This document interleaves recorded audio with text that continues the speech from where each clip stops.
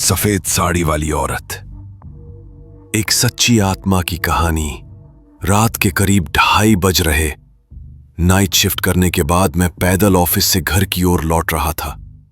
वाहन न होने के कारण बीते 1-1.5 साल से महानगर की सूनी, बियावान और लंबी सड़कें हमसाया बनकर मेरे साथ चलती रही हैं। बाप रे, इतनी लंबी लंबी और भूतिया सड़कें खत्म होने का नाम ही नहीं लेती। कहीं घनघोर अंधेरा तो कहीं झिलमिलाती स्ट्रीट लाइट की झूठी सुरक्षा। मई की बेरहम गर्मी, माथे से बहता पसीना और तभी अचानक चलने लगी एक ठंडी हवा। उसके झोंकों ने जैसे मेरे अंदर कुछ जगा दिया। मैं गुनगुनाता हुआ आगे बढ़ ही रहा था कि आंखें एक जगह ठिठक गईं। वो थी एक अधेड़ महिला, कंधे पर बैग, पैरों के पास ब्रीफकेस, सफेद साड़ी में लिपटी, सिर को बड़े सलीके से ढंके हुए। उसकी आंखें बड़ी बड़ी और शांत, पर उनमें कुछ था, कुछ ऐसा जिसे देखकर मेरी रीढ़ में सिहरन दौड़ गई।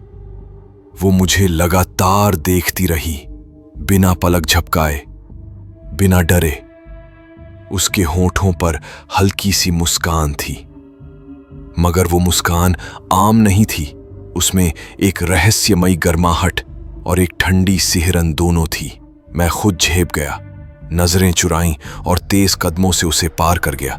लेकिन जाने क्यों दिल में एक अजीब सी हलचल हुई, जैसे उसने मेरी आत्मा को छू लिया हो। कुछ दूर चलकर मैं दूसरी सड़क पर पहुंचा।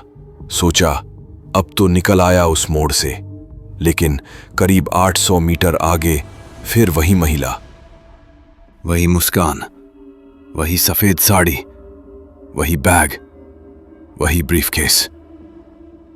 मैं कांप गया, शरीर पसीने से भीग गया, आंखें चौड़ी और दिल धड़कन से भी तेज।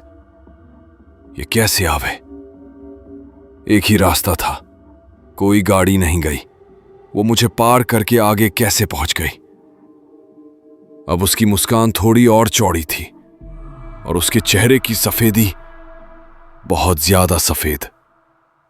मैं बेतहाशा दौड़ पड़ा, तेज, बहुत तेज, जैसे जिंदगी और मौत के बीच की दौड़ हो। सीधे घर पहुंचा और दरवाजा बंद करके देर तक कांपता रहा।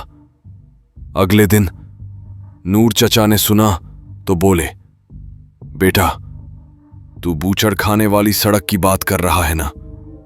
वो औरत उसी जगह मारी गई थी, कई साल पहले। बस के इंतजार में खड़ी थी, एक ट्रक ने कुचल दिया, सिर शरीर से अलग हो गया था। लेकिन कहते हैं उसकी आत्मा अब भी बस का इंतजार करती है, उसी पोजीशन में, वही बैग, वही ब्रीफकेस।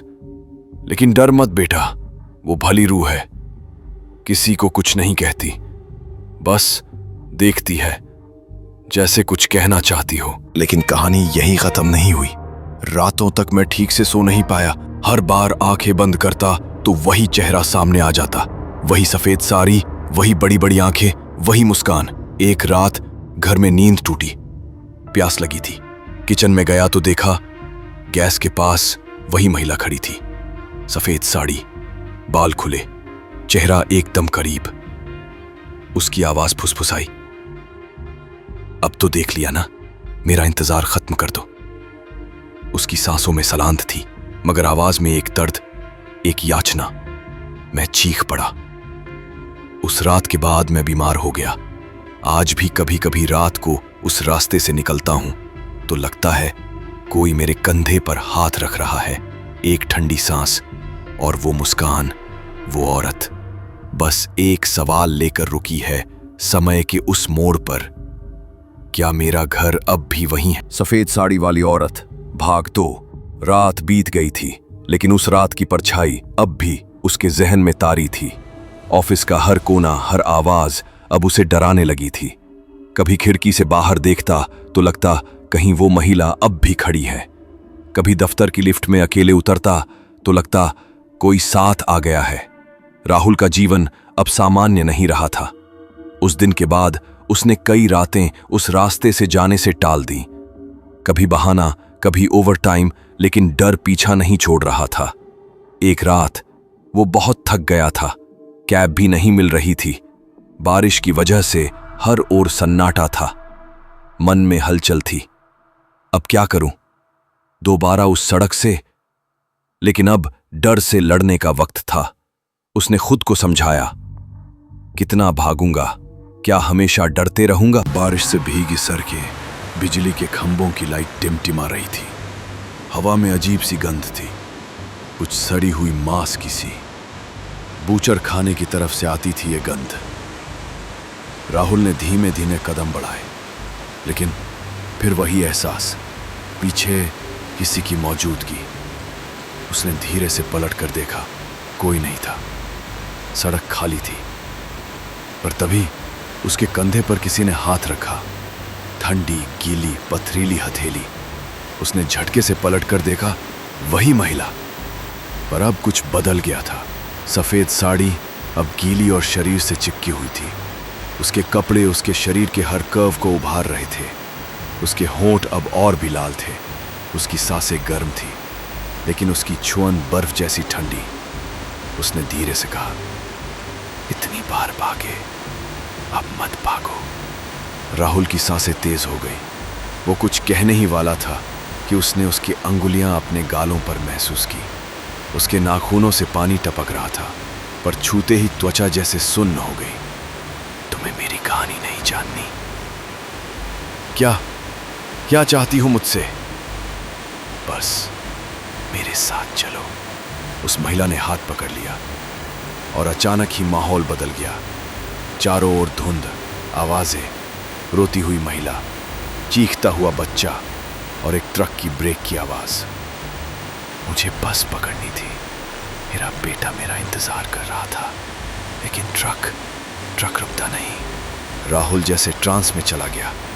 उसने देखा वो महिला सड़क के किनारे बैठी है, पास में ब्रीफकेस और एक दूध की बोतल। और फिर एक ट्रक पूरे वेग से आकर उसे कुचल देता है। धुंध छटती है। अब वो महिला वापस उसी हाल में सामने खड़ी है। अब तो देखा ना, अब तो समझे। राहुल की आंखों से आंसू बहने लगे। मैं तुम्हारी मदद कैसे करूं? मेरे बेटे को मेरा इंतजार अब भी है। बस जाकर उसे बता दो कि मैं अब नहीं आऊंगी। उसे माफ कर देना। राहुल कांपते हाथों से उसका ब्रीफकेस उठाता है, लेकिन ब्रीफकेस के अंदर कुछ था। एक पुरानी सड़ी हुई गुड़िया, एक खत जिस पर खून के धब्बे थे, और एक फटी हुई बस टिकट जिस पर तारीख थी 17 मई 2007। राहुल समझ चुका था ये आत्मा फंसी हुई थी। उसे मुक्त करने के लिए उस बेटे तक ये चीजें पहुंचानी होंगी। राहुल अगले दिन उस पते पर पहुंचा जो टिकट पर लिखा था। दरवाजा खुला। एक अधेड़ आदमी बाहर आया। उसकी आंखें बहुत थकी हुई थीं। राहुल ने सब बताया। वो आदमी चुपचाप सुनता रहा, फिर रोने लगा। वो मेरी मां थी। मैंने उनसे कहा था कि शहर ना आए, लेकिन वो आई और लौटकर कभी नहीं आई। राहुल ने ब्रीफकेस थमाया, गुड़िया और खत उसके हाथ में दिए। वो आदमी जमीन पर बैठ गया और तभी एक झोंका आया। बहुत तेज हवा चली और ऐसा लगा मानो किसी ने धन्यवाद कहा हो। लेकिन अब वहां डर नहीं था।